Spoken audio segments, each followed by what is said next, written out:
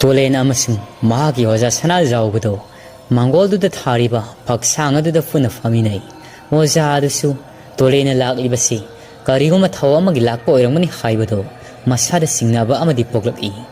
tolen boyeng mahagi oza sana jawna asumna hairi ibungo tolen nahangna mafam asida laklibasi nahaki oza gi manakti yawraklibasi isam samna lakpadi mandi sahi sa kaya si Nangi wazana wana ngairak pasi Noma da fauba nahakti lakidrabani Yamna waraw na hari Wako si thanglaga Tolena nukfe tawraga amuk asumna Waza ba sak udaba kuire haidana laksabani Aduga marama masu Yamna sauna laibagi laksabani doza Matam kuine lakidaba sigidamak wazana ayhak po sungakpiyo Asi haidana mahaki wazagi makhonga do songna kurumjay Mahaki oza sana jawbana amuk yare pumnamak nangi oza na fanaba singadabani ado matam kharadi nahak ozagi yum asida laikhisidana yagadrani nangbo tolena yagani oza matam kharasu ozaga laiminagi haidan laksabani ado oza aigi maramasi hetamak haijaragi magi ozana su hayu haidan ingi tawrei tolena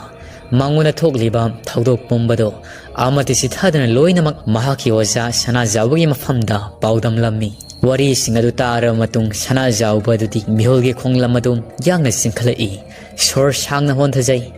aduga ngaihaki matung paukhumai kibungo nahaki asidi onthongna lugudorida aidi waram pumnamak ado matam koiraba sida ningsingludri phari Punamak haukraba ngaktani Madugidamak thoina nungsa thiruganu Nahaki oza upayama taunaba tauragi Ludi ludawrida Adubi bungo ngasi numit asimagidi Ipa isa nungaina pothaminarasi Madugidamak waruraganu Nahaki oza na fanama loinamak silagalori Lawi bungo ngasi numidangi ay koyani kari no sinbalang batawrasi Aduga nungaina potharaga leirasi hayeng inung tayna ngalaklabada nahaki thau pumnamakto nahaki ozana loinamak ngamna pangthoklagi asumna sana jawba amadi tolendo imum tamna prep sangkhri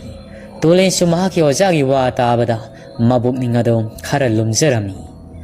matam di housing khiban housing di numidang wairamgi pung mari ga tasilakpa matam haibado oirakli amaromdana tamya thel kholdani Ngasigi numita karonga madi mahaki nupi simlado wa kayamasiu tana jarami masa nupi adudi handak tawkhiba thokiba mayamaduna masadu yamna thindoklabar khangdi ayuk nungthil anama matamda adumak tumnuna talairami karong na mahaki nupi bu yengna shumna hairi ha nupi nangsi pumnamakse khanglibani handak khulakpina aigi famna sinariba puko ki famado aini yakhidibado Madugidamak nangna aingona karigino aduk yamna sauribado Simla dia sawana adumak iroinari handak marak mapuroibana tawrakhibado khulasigi mateng pangba haurabani haidana mahakti khanjaribani adubu miyoi kyana oigi ngamdraba pukoki famado irai laina adumak oiba ngamloi haidana haidok lambaduda asawana masadu loinarami Simlana yare amate taningri karigino Khulasigi khunja amatanasu taraina phangba ngamdraba pukoki famado nangni hetamak taraina haidoklamlibado ai yamna pendiko nangna karigino karigumbada khulasigi mateng amuksu pangi aduga amuksu sungpang pangningdabugum tawribado ai yamna pendiko karongna nupi nang madugidamak karigino aduk yamna wakhal sontaribado ai haisi munatao Ay khulasigi mateng pangingdaba maktinati adubo aina pukogi pharmacy haido kribagi maramado aigi wa sihana taro aduk nahaki sauribado madu fatho maram yamna sauna lei aina karigumba khulasigi pukok oirabadi khudong thiba kayamana pik thalakhani haibadi hauzik mak aigi shada khulasida tungna tholakadaba Fataba thawdok kaya adugi maipuna na hotnaba ngambagi pangal thawna adu aingonda laiti haibadi ikoi dena sagol thawba makok yaudaba layado saphonglak lagani masi aigi sada ithiloina fanglabani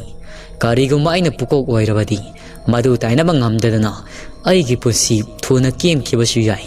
ꯃꯔꯝ ꯑꯁꯤꯅ ꯑꯩ ꯄꯨꯀꯣꯛ ꯑꯗꯨ ꯑꯣꯏꯕ ꯄꯥꯝꯈꯤꯗꯕꯅꯤ ꯄꯨꯀꯣꯛ ꯑꯣꯏꯗ꯭ꯔꯕꯁꯨ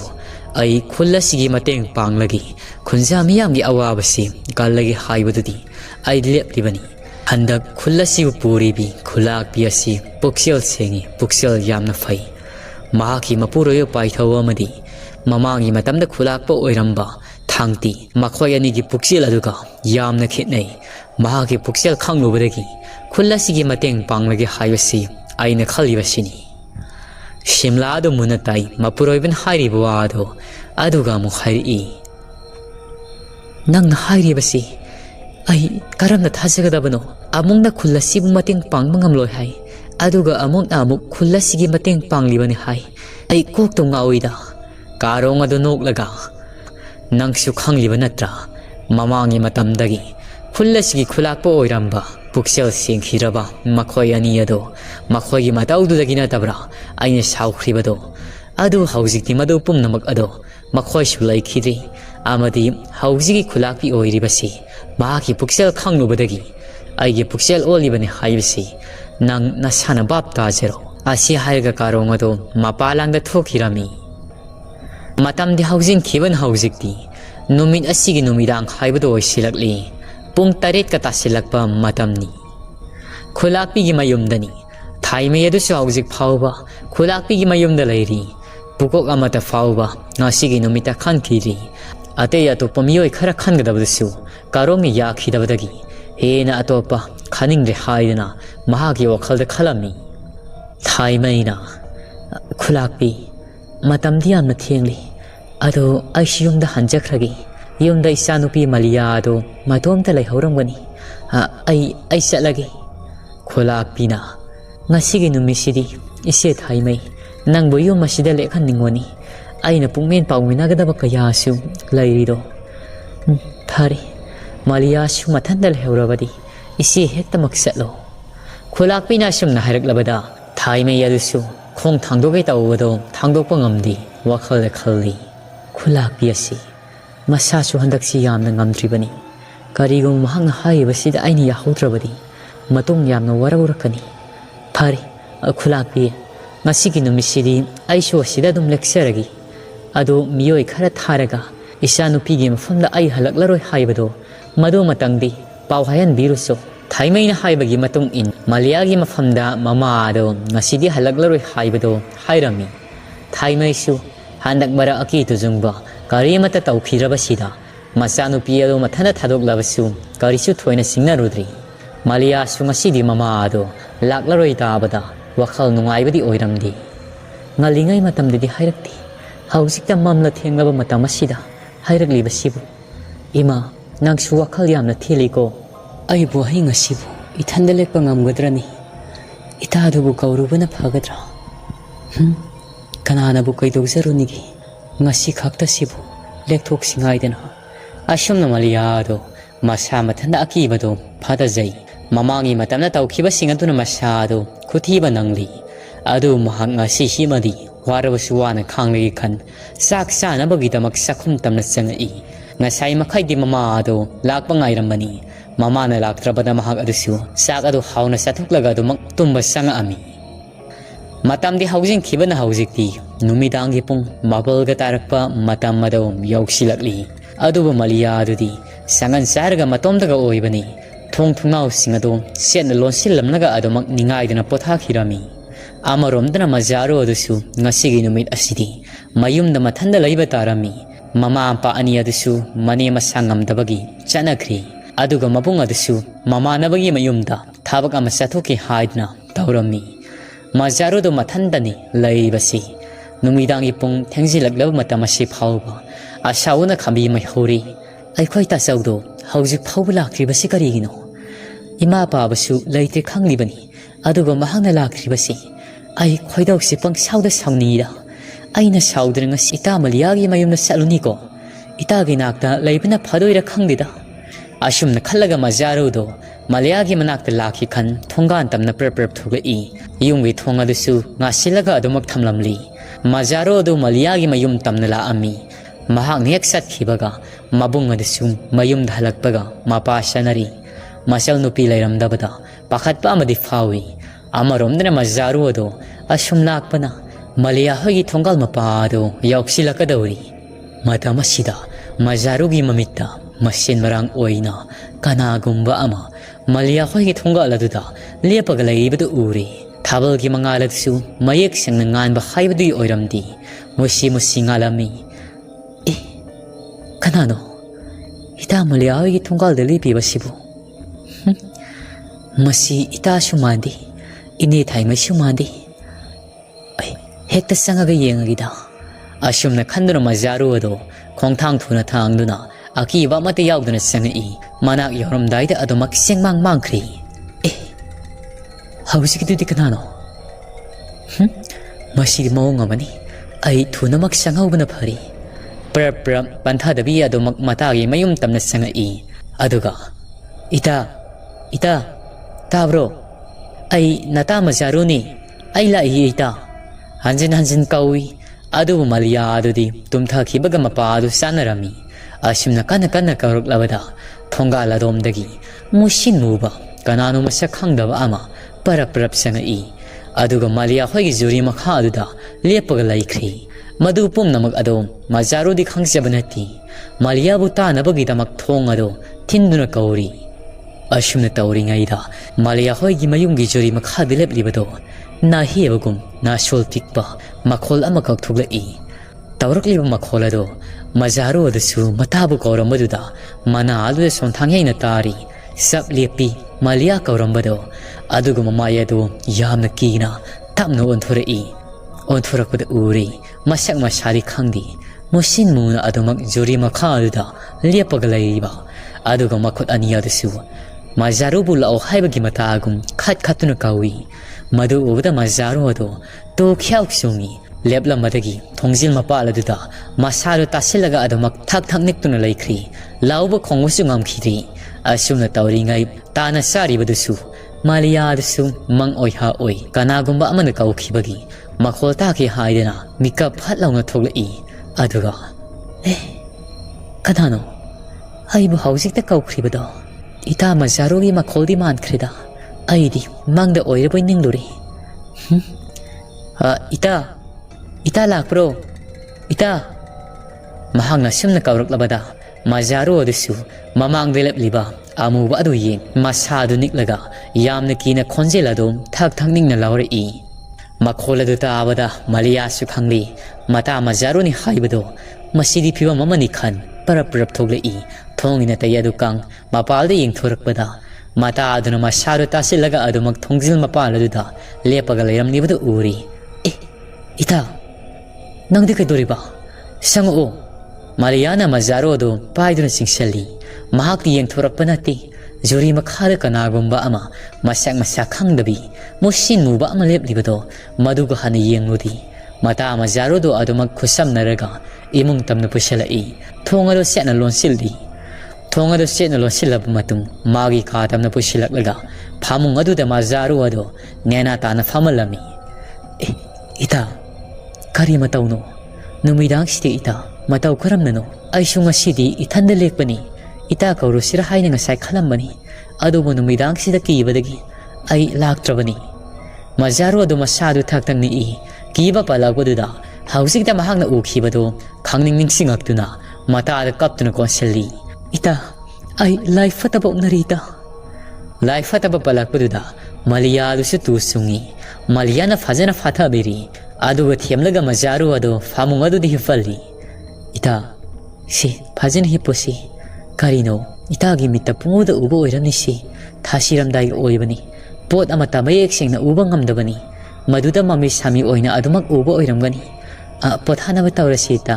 hayang nongalabadi thabak thorom kaya amasu ita gisu yami ai gisu yamni yamkhri asumna maliana mata gi akibado phajinabagi damak wa thaidori adu mazaru adudi mahangna ukhibado kawba ngamdana adumak wa makha tarai ita aina haribasi asengmani aina nakhoi thungal yaurakpada kanagumba amuba ama leplamli adudagi aisu khonglai thuna sangakpani nakhoi gi thongjil palasida lep nangbu tatna kaubani ꯑꯗꯨꯕꯨ ꯅꯍꯥꯛꯇꯤ ꯇꯥꯈꯤꯗꯦ ꯃꯇꯝ ꯑꯗꯨꯗꯩꯗ ꯅꯈꯣꯏꯒꯤ jury ꯃꯈꯥꯗ ꯑꯁꯤ ꯍꯥꯏꯗꯨꯅ ꯃꯖꯥꯔꯣ ꯑꯗꯨ ꯃꯁꯥꯗꯨ ꯅꯤꯛꯂꯒ ꯋꯥ ꯃꯈꯥ ꯇꯥꯕ ꯉꯝꯗꯦ ꯃꯂꯤꯌꯥꯁꯨ ꯆꯤꯡꯅꯕ ꯑꯃꯗꯤ ꯐꯥꯎꯔꯛꯏ ꯑꯗꯨꯕꯨ ꯃꯇꯥꯡ ꯑꯁꯤꯗ ꯇꯥꯟ ꯆꯥꯔꯤꯕꯗꯤ ꯃꯂꯤꯌꯥ ꯑꯗꯨ ꯃꯃꯥꯡꯒꯤ ꯃꯇꯝꯗ ꯃꯇꯥ ꯃꯖꯥꯔꯨꯒ ꯂꯣꯏꯅꯗꯨꯅ ꯂꯨꯁꯤꯅ ꯍꯥꯟꯅ ꯂꯩꯔꯝꯕ ꯃꯌꯨꯝ ꯑꯗꯣꯝꯗ ꯇꯔꯦꯡ ꯊꯤꯕ ꯆꯪꯈꯤꯕꯗꯨ ꯈꯪꯅꯤꯡ ꯅꯤꯡꯁꯤꯡꯉꯛꯏ ꯑꯗꯨꯒ ꯏꯇꯥ ꯑꯩꯅ ꯏꯇꯥ ꯂꯨꯁꯤ ꯍꯣꯏꯒꯤ ꯃꯌꯨꯝꯗ ꯇꯔꯦꯡ ꯊꯤꯕ ꯆꯪꯈꯤꯕꯗꯣ ꯃꯗꯨꯗ ꯃꯈꯣꯏꯒꯤ ꯁꯪꯒꯣꯏꯗ ꯑꯩ ꯏꯊꯟꯇ ꯆꯪꯕꯗꯣ ꯏꯇꯥ ꯑꯩꯒꯤ ꯏꯁꯥꯗ ꯂꯥꯝꯂꯛꯈꯤꯕꯗꯣ ꯃꯗꯨ ꯍꯧꯗꯣꯡ ꯅꯠꯇꯦ ꯏꯇꯥ ꯇꯥꯏꯕꯪ ꯃꯤꯑꯣꯏꯕꯒꯨꯝꯕꯅꯤ ꯃꯈꯨꯠ ꯑꯗꯣ ꯏꯁꯥꯡ ꯁꯥꯡꯕꯒꯨꯝ ꯇꯧꯏ ꯑꯩꯒꯤ ꯏꯁꯥ ꯑꯁꯤꯗ ꯇꯥꯞ ꯂꯥꯎꯅ ꯄꯥꯏꯔꯛꯄꯅꯤ ꯏꯇꯥ ꯃꯗꯨꯗꯒꯤ ꯑꯩꯁꯨ ꯑꯀꯤꯕꯅꯤ ꯏꯁꯥꯁꯤ ꯊꯜꯂꯒ ꯂꯩꯔꯕꯅꯤ ꯑꯁꯨꯝꯅ ꯃꯈꯣꯏ ꯑꯅꯤ ꯑꯗꯣ ꯑꯀꯤꯕ ꯀꯌꯥꯗ ꯄꯨꯊꯣꯛꯅꯗꯨꯅ ꯋꯥꯔꯤ ꯁꯥꯟꯅꯔꯤꯉꯩ ꯀꯅꯥꯒꯨꯝꯕ ꯑꯃ ꯃꯥꯂꯤꯌꯥ ꯍꯣꯏꯒꯤ ꯁꯨꯃꯥꯡꯒꯤ ꯑꯀꯣꯏꯕꯗ ꯇꯨꯛ ꯇꯨꯛ ꯍꯥꯏꯗꯨꯅ ꯆꯦꯜꯂꯤꯕꯗꯣ ꯃꯈꯣꯜ ꯑꯗꯨ ꯇꯥꯔꯛꯏ ꯇꯁꯦꯡ ꯃꯈꯣꯏꯒꯤ ꯃꯌꯨꯝꯗ ꯇꯝꯅꯔꯤꯕꯁꯤ ꯂꯨꯁꯤꯒꯤ ꯃꯌꯨꯝꯗ ꯆꯥꯛꯇꯥꯗꯨꯅ ꯂꯩꯕ ꯂꯝꯒꯤ ꯂꯥꯏ ꯑꯃꯅꯤ ꯃꯤꯑꯣꯏꯕꯅ ꯀꯨꯏꯅ ꯌꯨꯝ ꯊꯥꯗꯣꯛꯇꯨꯅ ꯂꯩꯔꯕꯗꯤ ꯌꯨꯝ ꯑꯗꯨ ꯂꯝꯒꯤ ꯂꯥꯏꯒꯤ ꯆꯥꯛꯇꯥꯐꯝ ꯑꯣꯏ ꯍꯥꯏꯕꯗꯨ ꯃꯗꯨꯃꯛꯅꯤ ꯂꯨꯁꯤꯒꯤ ꯃꯌꯨꯝꯗ ꯇꯧꯈ꯭ꯔꯤꯕꯗꯣ ꯍꯤꯡꯒꯣꯜꯅꯒ ꯆꯥꯎꯕꯅꯤ ꯃꯤꯅꯒ ꯂꯩꯇꯕꯅꯤ ꯂꯥꯏꯇꯤꯟ ꯃꯊꯤ ꯐꯣꯡꯐꯝ ꯂꯥꯏꯒꯤ ꯌꯀꯥꯄꯨꯡ ꯑꯣꯏꯗꯨꯅ ꯂꯨꯁꯤ ꯍꯣꯏꯒꯤ ꯃꯌꯨꯝ ꯑꯗꯨ ꯑꯗꯨꯃꯛ ꯂꯩꯔꯔꯕꯅꯤ ꯃꯗꯨ ꯈꯪꯗꯕꯅ ꯃꯂꯤꯌꯥ ꯑꯃꯗꯤ ꯃꯇꯥ ꯃꯖꯥꯔꯨ ꯑꯗꯨ ꯆꯪꯈꯤꯕꯅꯤ ꯃꯗꯨꯗ ꯃꯂꯤꯌꯥꯅ ꯊꯦꯡꯅꯔꯛꯈꯤꯕꯅꯤ ꯃꯗꯨꯒꯤ ꯃꯇꯨꯡ ꯂꯝꯒꯤ ꯂꯥꯏ ꯑꯗꯣ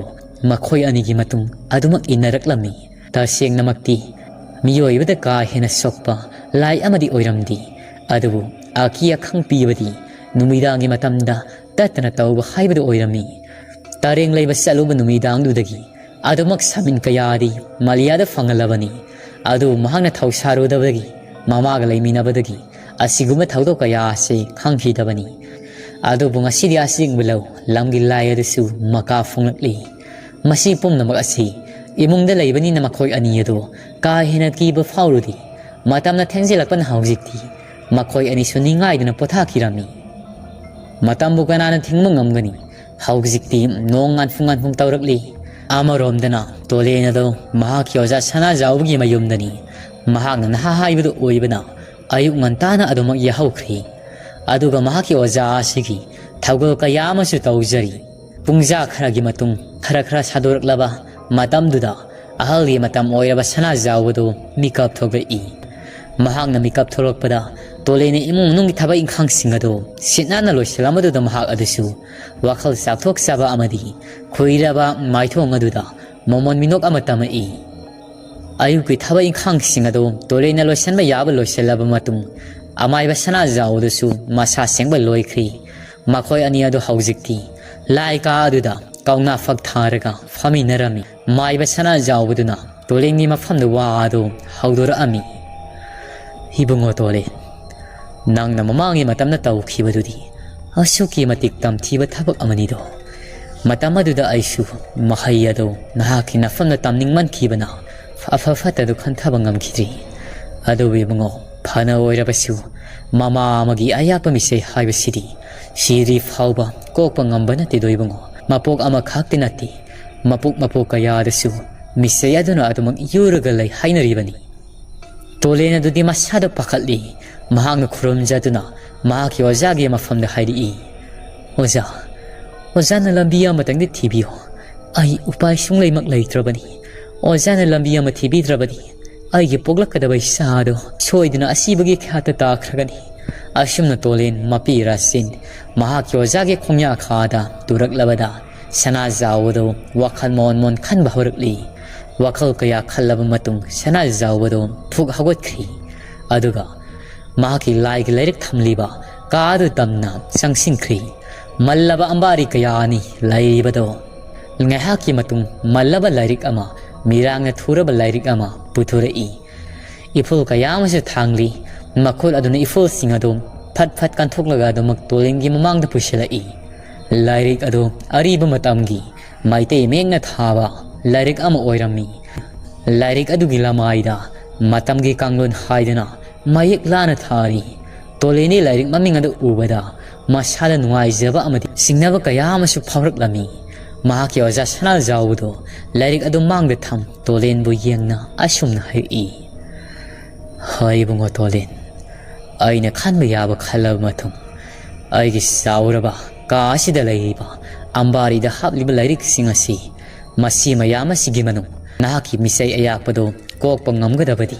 amata suyaudi doibango mama amagi ayakpa Michei haibasidi Ishwar mahakna phauba kakpa ngamdabani nang masi amadi khangjilu koibango adubu aina puthorakliba Lairik asidi masigi matengna nahaki Michei ado kokpa ngambra yenglasi aina di thajai ngangbani haibado tolena amu hangzirei oja matamgi kanglon asida kari karam yarunggadabano aingona Michei thanglibaduga Lairik asiga karidabu sanaribano oja na mayek sengni hektamak haibiyudo amaiba sana jaubana nangi oja haigi munna tharo ngasi aina puthorakliba Lairik asi sana laiba kanglai pa asida kanamatanasu ani suna paiba phangba Lairik natte doibango nahaki ojana Lainingthou Sanamahi asibu numit taret ani tara mari thongna thauni jaraba matung Lairik asi phangnabagi tamak thauram kaya asu pangthokkhibani do mafam kaya sattuna ira thauni kaya tawro matung pungning septna ningjaraba matung ebado Sanamahi masamakna aigi famda khosi narakhibani Lairik asigi maramda samlamna nanggi ojana hairagi munna taruko amaiba sana jauban haujikti matamgi kanglon haiduna thaba Lairik ado ahanba lamai adu phakpa hauраklami lamai adu phakpada ihan hanbada chakra ahum khak mathang manau naina yeaga leiramlibado uri aibango nang urabra Lairik asigi lamai di iba chakra ahum asi ahanbigi chakra sina haujik oiriba madu takpani aduga ani subadi yeklibasina haukhram matam madu taklibani aduga ahum subadi yeklibasi masina tungda thoklakadaba tungda lakadaba matam madu taklibani nahak masigi mahayasi han haitaba yadabani law aigi nakta phamulaw aduga nahaki ojana paribasi nahak chumuna taw nahak mayek asi pawa thokadra tolena oja ai pa faudi thokani oja adu ojana haibiraga aingona phajana takpirabadi maduna hena gyan tagadra khalido chana jaubna aiga puna paraga saminagadabani law ashumna tolena do magi ye thangmaduda phamali aduga Lairik ado haujikti mathang manau naina phaktuna paba haurai ashum parakpana Lairik ki mayai thikangdo yauksilakli mayai sapsabgi laimai ado phaktorakpada uri sakra amakhak sauna lairibado sana jaubana ibango urabra haujik ai khoina naina khribado madudi haujik oiriba matam masini khwaidagi luba matam kanglon ahum asigi manu haujik tawribasi masini hena lubani ai khoina makhasa thana naina gaduribasi masina tongda thoklakadaba amadi haukraba thawdok singado maduda nainaragadabani munna taro nahaki ojana paragi nahak napa silagnikna taruko ashumna makhata nalamai singadasu phakna pahaba hori yauron liyo mayek singado tolene ubada makok ngawba haibudu oirami adubu sana jawududi mamangi matamda Lairik asi kupna naina khibagi maramna mahaki masaddi thoina tarang setpa haibudu oiramdi toleni ahanbaga oibani tarang malang amada adumak leirami manglana taibangla haibado kangaw nabugum tawri sana jaubana haibungo haujikti Lairik asi mapung phana neinaba loiri nahak gyan tarabra Lairik asigi maramda haibasi oja ai kokto ngawido oja haidi adubu Lairik asidi yauribasi wahai wata singsigi atrasi aine khara khajik khangbo ida Paribango adu oirabadi nahaki ojana haiba adumak nahak tawgadabani nahak mafum masida masi lengduna leiramako ai potlam khara langlukhigi Lairik asida palam liba potlam singasi langlugadabani asum haiduna sana jawdo per mapalamda thokri tolena Lairik adu pai thangkatlaga yengi kaya da phajakraba Lairik no chekhu masina sana masugum langna ngaliba aduga yauriba sena singasina sumnagi sena sunati masibu karibu oirigaba mayek singa sana masuna lana iriba Lainingthou mahaki khudol asi mamal nai rapotniko asum na tawringaida amai ba sana zawdu paraprap sanga I lalaton apak pang pusala I aduga makut nama amadana tairin masap hajaba matol ahum longba mapusala I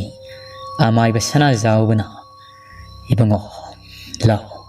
ay famung asigi kangka makha sida nahak hipkadabani nahang hiptringai malem laimai thakta paklaba fajraba laton asi masi hana thagadabani laton thakra nahak hipkadabani ko law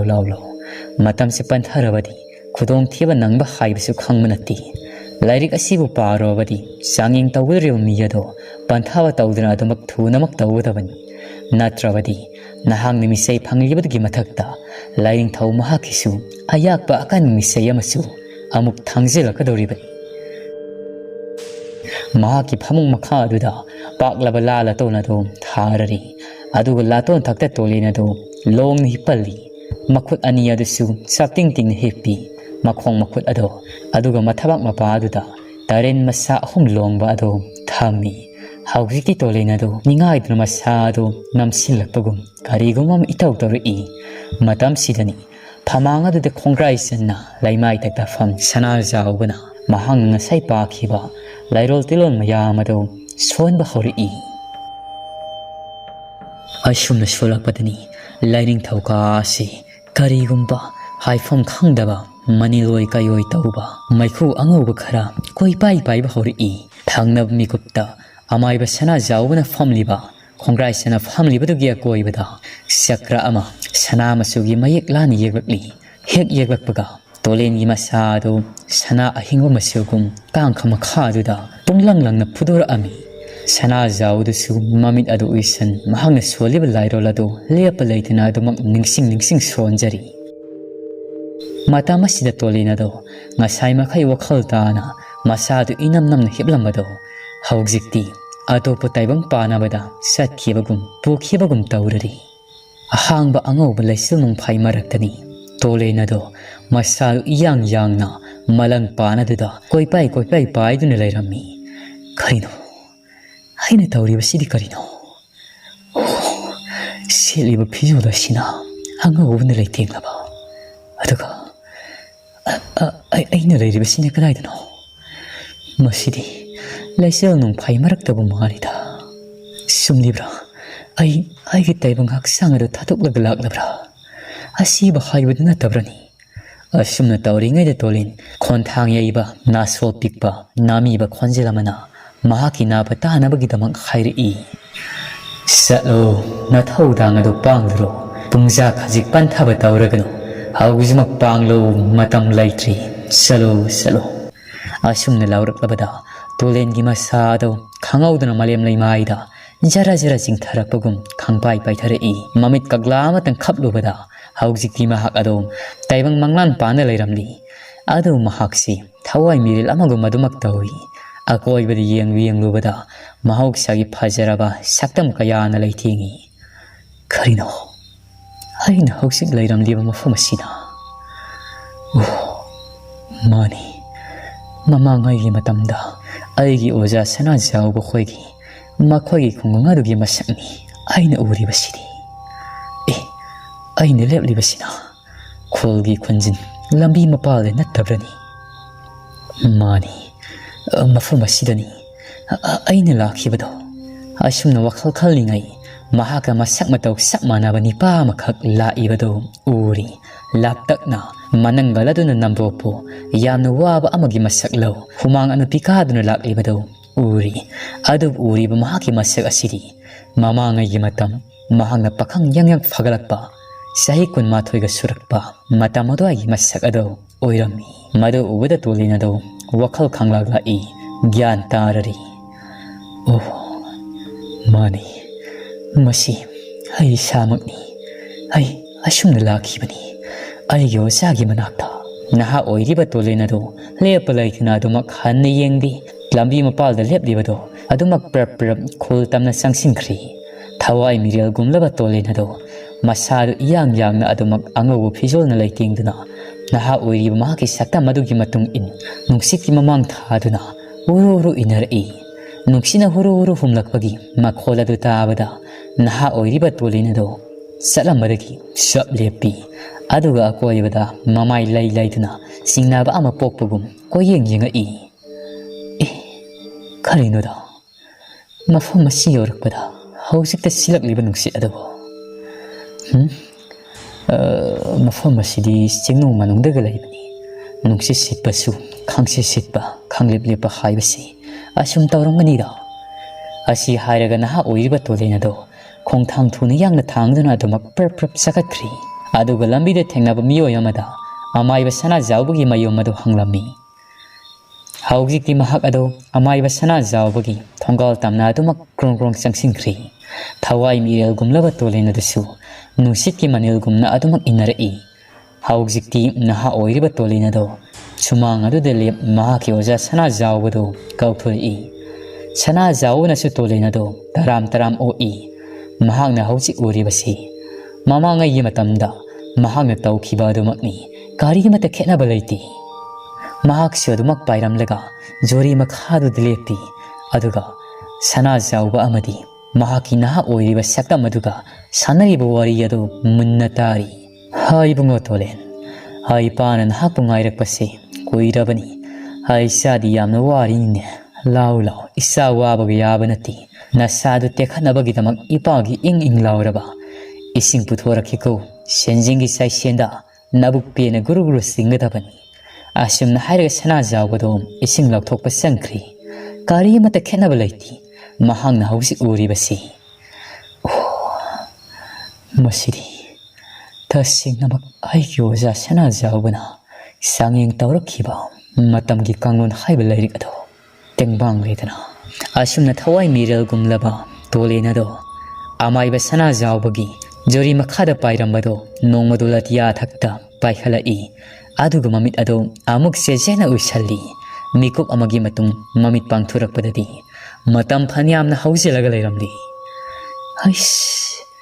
hausi khakta nungthilgi matam moirambado adabu ahingi matam mu oiduna leiramli matam asidi ai amadi amaiba sana jawbado ai khoyani nungaina tumtharingai matamdu oiba tai adudi amaiba sana jawbana mahi tamnabagi damak angang ama hatlo haidina aigi famna thousand khibado madugi matam ado yawba oirasano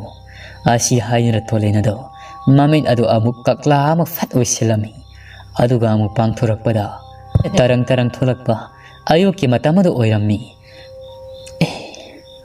ayuki matam tumine tarang thulakpa matam dina sidi kanano khonsilama imunga somdagi taribasi amaiba sana jawbagi mahaki thongchil mapala du dilepi aduga mana thangatuna imungda wari sanaribado tarami nasol pikna tari amaiba sana jawbana matik moyai kallaba phataba mahiyado hainabagi damak tolingi mafamda angang halu haiduna thausilibado aduba tolensu mamangi matawgum adumak yaningda yaba tarami hosana haibasi ai hanadawna adumak yakri adudi aina mataw kuram namuk thinglugani ngasimak angang hatpa soidna sakhiba tari adudi aina karamna khama ngamgani masigi matung ai maningadawna thuklakhibani ko ai maningadawna ngairigi asumna thawai mirel gumlaba tolina do amaiba sana jawbagi maningadawna masado nungsikti mamang thaduna paikri aduga amaiba sana jawbagi maningda hauba tera pambi aduda tongduna lairi naha oiriba tolina do makhong hamnabagi damak maningda parap tholai maithong adusu nungsum nungjanaba amagum kariguma thabak ama tawsira tawrosira khanbagi maungda mami sauna thari asumna thoraklabada hai tabra nipa masa ayamna kauribasi tarabadi nahak ngayhak ta ngaikho nahaki nafamda aruba wama sinarage haidana lakpani asumna hairuklabada khongthang thuni yangna thangduna la amba tolena do sablepi kanano aibu khamlaklibasibo khonjel ado tera pambi asidagi oiramatai naha kanano nasakna sari uttana ibu kai horiba hairo gari thauge lakpano aingona hainingmado hairo toleng thawai mirelduna masakti hundana aina laklibasi nahagna mahiyama tamnabagidamag nahaki ojana haibe induna singmi angang ama hatkadabagi thaurang tawribado madugi khongphangmado mikup asida handoksaro natrabadi nahaki tongi posida ningamdaba thaudo kayana pareng sana thoraklagani handoklo aina haibasi nahak liamnamak pangthokpa ngamba oisero asumna hairuklabada naha oiriba tolinado masadu tu sungni masilda sumna sholi karino khonjel asidi aigi khonjelga summanaribasibo aduga aina tawgi khaliba thabagasi thingliba naha kanano nasakna sabu udana aibu laknaribra nari lairabadi nasak ullu aduga aigi famna mayek sing pawdu pawdamma u asumna naha oiriba tolenado mating phudokna hairuklabada thawai mirel oiriba tera pambida tongliba angau phizolna laithinglaba tolenado mahaki masak sakta mado uhallaklari madu ubada naha oiriba tolenado masapu mudu tu sungi he masidi aigi sakphum masak manaba naha kanano naha karigino aibu ka heuribasi aigi thawai mirel miga thaga taruk maksigi manu naha pu ama oirabra tolengi thawai mirel tera pami mathakta tonglibaduna mani ai nahak na samakni ai asi nahaki tongi pusida oirakadaba nahak aduni nahak ngasi tawudriba thabagasi pangthokdana bagidamak thingba lakpan karigoma thabaksi nahak na tawrabadi soidanamaki nahaki hayengwai poglakadaba na sadu sina poglakadabani masi pumnamu asi thohalloigi hairabadi nahaki ojana hairiba amadi nahakna tamningliba mahayado khodak asida khongpham handu maduna nangonda kari mata kanaba phangloi ai nahaki tongi pusida oirakadaba nahak aduni hando asumna hairakpada naha oiriba tolinado chaplepi wakhan muna khalli aduga phari aini lebliyo khongpham asi handok sergi adu nahakti matau kramna laklibano aigi tongi pusida oirakadaba ai hak asina